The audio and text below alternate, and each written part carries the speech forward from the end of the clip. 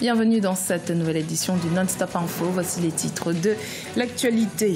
3 ans de prison requis contre Théodoro Nguema Obiang-Mangué. Le procès se poursuit ce jeudi avec les plaidoiries de la défense. Le jugement devra ensuite être mis en délibéré. La 3e édition des entretiens de Brazzaville s'est tenue ce mardi 4 juillet au Palais des Congrès à Brazzaville au Congo. Une édition qui était centrée sur les relations entre le continent et la Cour pénale internationale. Et puis le Kenya doit faire face au risque de famine dans plusieurs régions du pays en raison des faibles pluies consécutives. Environ 2,6 millions de personnes seraient à court de nourriture et certaines régions devraient atteindre les niveaux d'urgence d'ici septembre 2017. La justice française a requis ce mercredi 5 juillet 3 ans d'emprisonnement à l'encontre de Théodoro Nguema Obiang-Mangué devant le tribunal correctionnel de Paris. Le vice-président de la Guinée équatoriale est accusé de blanchiment de fonds et de corruption. Il s'agit d'une première poursuite dans le dossier dit des biens mal acquis. On écoute la réaction de Miguel Oyono Ndong-Mifumu, ambassadeur de la Guinée équatoriale en France. Ce n'est pas une surprise pour nous. C'est déjà, on avait déjà dit que c'est un procès politique, c'est devenu politique, c'est ça. Je ne parle pas au nom des avocats, mais en tant que représentant de notre gouvernement, je réitère et je confirme que c'est un procès politique. J'attends seulement que nos avocats fassent leur travail parce qu'ils vont démontrer que le caractère n'est pas conforme au droit de ce procès. En Afrique du Sud, le président Jacob Zuma, dans une énième tentative de mettre fin aux divisions au sein de son parti, le Congrès national africain, le chef de l'État a lancé un appel à l'unité de l'ANC. Ce mercredi 5 juillet, le parti au pouvoir est agité par de graves divisions qui menacent de lui faire perdre en 2019 le pouvoir qu'il détient depuis la fin de l'apartheid. Le 3e débat annuel des entretiens de Brazzaville a eu lieu ce mardi 4 juillet 2017 au Palais des Congrès à Brazzaville. Les intervenants de différentes nationalités ont échangé sur le thème « L'Afrique et la Cour pénale internationale aux sources du malaise ». Les détails dans ce reportage de notre correspondant Deva Panzo. Les entretiens de Brazzaville s'affirment de plus en plus comme un rendez-vous important pour les participants. Lors du 3e débat annuel sous le thème « L'Afrique et la Cour pénale internationale aux sources du malaise », ce mardi 4 juillet 2017, les intervenants ont dénoncé le caractère sélectif de la CPI qui doit s'ouvrir à d'autres zones géographiques. L'Afrique ne se détourne pas de la CPI, mais voudrait probablement une amélioration de son fonctionnement, voire de très grandes réformes. Alors vous me demandez plus précisément les sources du malaise.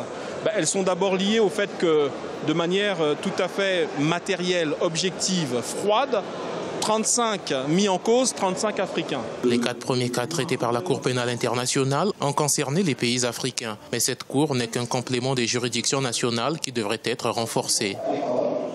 Si la justice nationale fait bien son travail, la Cour pénale internationale sera au chômage. Et si la Cour s'intéresse à l'Afrique, ce n'est pas parce que la Cour est contre l'Afrique. Je ne suis pas d'accord avec cette affirmation. D'abord, ce sont les Africains qui ont amené les 4 premiers cas à la Cour. Initiés par le cabinet Éminence Conseil, les entretiens de Brazzaville ont pour ambition d'être un lieu de discussion, de réflexion sur la politique, l'économie et les relations humaines en Afrique. Le prochain débat aura lieu le 29 septembre 2017 au Centre international de conférence de Kintélé sous le thème « L'Afrique et l'agroalimentaire ». Au Kenya, une sécheresse quasi sans précédent menace près de 3 millions de personnes. 3 comtés à l'ouest et au centre du pays sont particulièrement affectés. Samburu, Baringo et Laikipia. Sur place, face au manque d'eau et souvent de nourriture, les agriculteurs et les autorités tentent bien que mal de trouver des solutions. Birama Saonera. Le changement climatique affectant certaines parties du Kenya a forcé de nombreuses personnes à parcourir de longues distances à la recherche d'eau. La plupart d'entre eux ont dû creuser des puits pour trouver de l'eau. La baisse des pluies a aussi poussé les agriculteurs à changer la culture du maïs, principal produit agricole du pays, au profit du sorgho et des haricots qui poussent mieux dans de mauvaises conditions climatiques. Dans le passé, nous dépendions du maïs dans cette zone au lieu du sorgho. Mais maintenant, le maïs ne pousse pas et nous cherchons à augmenter notre production de sorgho. Cela se fait mieux pour la vente et pour la consommation domestique. La mauvaise pluviométrie a engendré le besoin d'une aide alimentaire touchant 2,7 millions de personnes au Kenya. Elle a aussi entraîné une hausse des prix des produits alimentaires de base tels que le lait et les légumes. Les régions arides et semi-arides représentent plus de 80% de la masse terrestre du Kenya et abritent environ 36% de la population. Face à cette situation, 24 000 agriculteurs bénéficient depuis 2015 d'un programme financé par le Fonds international de développement agricole. Nous commençons avec l'agriculteur dès la préparation du terrain afin de s'assurer qu'il conserve autant d'humidité que possible au niveau du champ, notamment avec des pratiques comme la technique de conservation qui empêche de perdre beaucoup d'eau. Nous accompagnons aussi l'agriculteur avec des compétences nécessaires afin que toutes les pratiques agroécologiques soient réalisées de manière à obtenir le maximum de rendement possible. Avec l'appui du FIDA, certains agriculteurs ont doublé les rendements malgré les conditions climatiques. Aujourd'hui, en adoptant des pratiques agricoles améliorées, les agriculteurs espèrent aider à nourrir environ 10 millions de Kenyans qui souffrent déjà d'une mauvaise nutrition à cause de la mauvaise pluviométrie dans le pays. Au Tchad, les autorités souhaitent réduire le coût des évacuations sanitaires à l'étranger. En effet, l'État dépense environ 7 milliards de francs CFA chaque année pour soigner les cadres de l'État à l'étranger. Pour réduire ces dépenses, le gouvernement a initié la création de l'hôpital de la Renaissance, une structure sanitaire moderne de référence sous-régionale. Reportage de notre correspondant Mahamat Ramadan, commentaire Birama Saonera. Au Tchad, les évacuations sanitaires à l'étranger coûtent à l'État environ 7 milliards de francs CFA par an. Pour la plupart des cas, ce sont les cadres de l'État qui bénéficient des évacuations sanitaires. Celles-ci ont parfois lieu quand il s'agit même des prises en charge élémentaires. Pour réduire ces charges budgétaires, le gouvernement tchadien a initié la création de l'hôpital de la Renaissance, une structure moderne de référence sous-régionale avec une capacité d'accueil considérable. Il y a un problème économique très important. Le poids des évacuations sanitaires de ceux qui y avaient droit constituait une charge énorme pour nos finances, notre trésor. Mais cet hôpital est venu nous résoudre ce problème.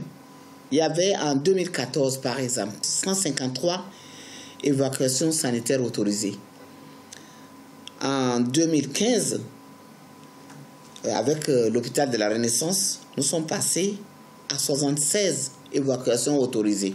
Aujourd'hui, il n'y a eu que 57 évacuations.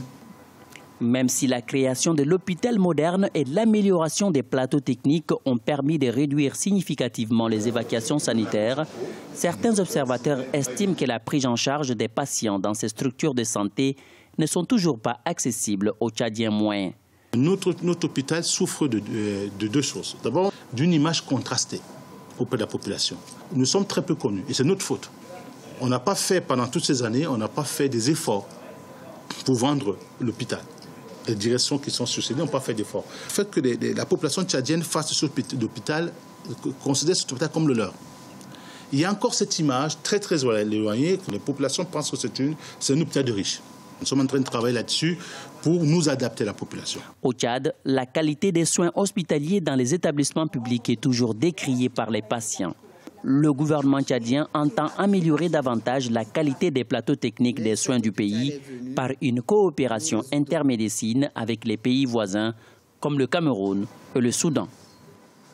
Ce journal a été réalisé par l'ensemble de la rédaction. Merci de votre fidélité. Dans un instant, une nouvelle édition de l'actualité sur Africa 24.